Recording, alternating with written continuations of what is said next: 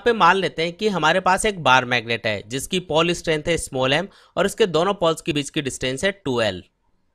किसी भी bar magnet की पोल स्ट्रेंथ और इसके दोनों पोल्स के बीच की डिस्टेंस के मल्टीप्लिकेशन को उस बार मैग्नेट का मैग्नेटिक डायपोल मोमेंट कहा जाता है।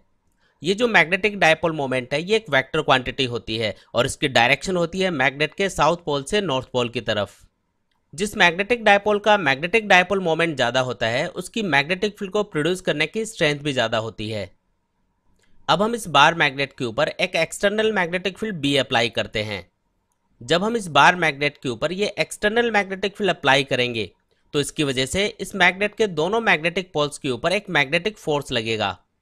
मैग्नेट के इन दोनों मैग्नेटिक पोल्स के ऊपर लगने वाले इन मैग्नेटिक फोर्सेस की वजह से एक टॉर्क प्रोड्यूस होता है और ये टॉर्क इस बार मैग्नेट को रोटेट करके मैग्नेटिक फील्ड की डायरेक्शन में अलाइन करने की कोशिश करता है। जब बार मैग्नेट इस एक्सटर्नल मैग्नेटिक फील्ड की डायरेक्शन में अलाइन हो जाता है तो बार मैग्नेट की इस कंडीशन को स्टेबल इक्विलिब्रियम कहा जाता है। अब मान लेते हैं कि हम इस बार मैग्नेट को इसकी स्टेबल इक्विलिब्रियम पोजीशन से एक स्मॉल एंगल थीटा से डिस्प्लेस करते हैं।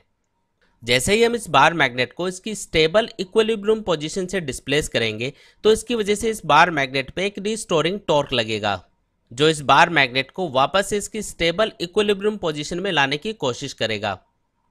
बार मैग्नेट पे लगने वाला ये रीस्टोरिंग टॉर्क होगा tau equals to mb sin theta.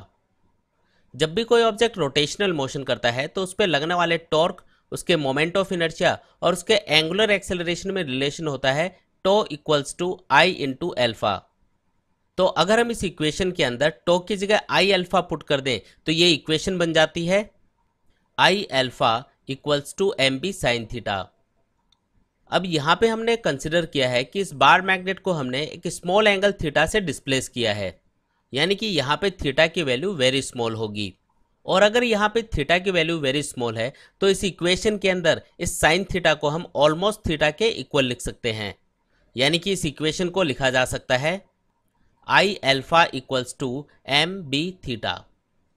तो अब इस इक्वेशन को सॉल्व करके इस बार मैग्नेट के एंगुलर एक्सेलरेशन अल्फा को लिखा जा सकता है alpha equals to mb theta upon आई।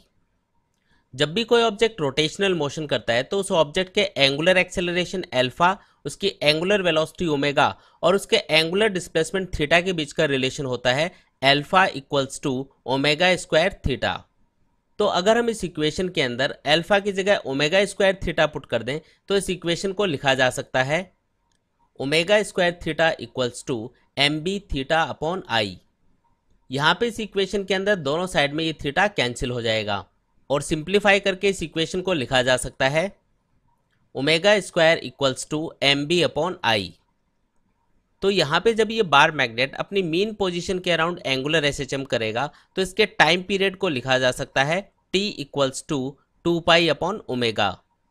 अब यहाँ से अगर हम ओमेगा की वैल्यू इस इक्वेशन के अंदर पुट कर दें तो इस इक्वेशन को लिखा जा सकता है t equals to 2 under root I upon m into B, जहाँ पे m का मतलब है इस बार मैग्नेट का मैग्नेटिक डायपोल मोमेंट और I का मतलब है जिस एक्सिस के around bar magnet angular SHM करेगा उस एक्सिस के अराउंड बार मैग्नेट का मोमेंट ऑफ इनर्शिया और इस B का मतलब है वो एक्सटर्नल मैग्नेटिक फील्ड जिसमें हमने बार मैग्नेट को रखा हुआ है।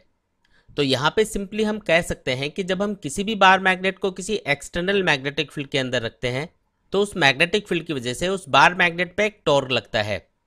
इस टॉर्क की वजह से जो बार मैग्नेट है वो अपनी मेन पोजीशन के अराउंड या अपनी स्टेबल इक्विलिब्रियम पोजीशन के अराउंड एंगुलर एसएचएम करता है।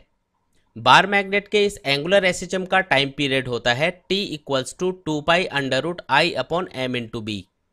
तो इस फॉर्मूले को यूज करके हम किसी भी बार मैग्नेट का किसी एक्सटर्नल मैग्नेटिक फील्ड के अंदर जो एंगुलर एसएचएम होगा उसका टाइम पीरियड इजीली कैलकुलेट कर सकते हैं। तो गाइज आई होप आप लोगों को ये टॉपिक अच्छे से समझ में आया होगा। फिर भी अगर आपको इस टॉपिक से रिलेटेड कोई भी डाउट्स हैं तो आप नीचे कमेंट बॉक्स में कमेंट करके पूछ सकते हैं। मैं आपके कमेंट्स और डाउट्स का जरूर रिप्लाई करूंगा। तो मिलते हैं एक न्यू वीडियो के साथ, तब तक के लिए take care and good bye.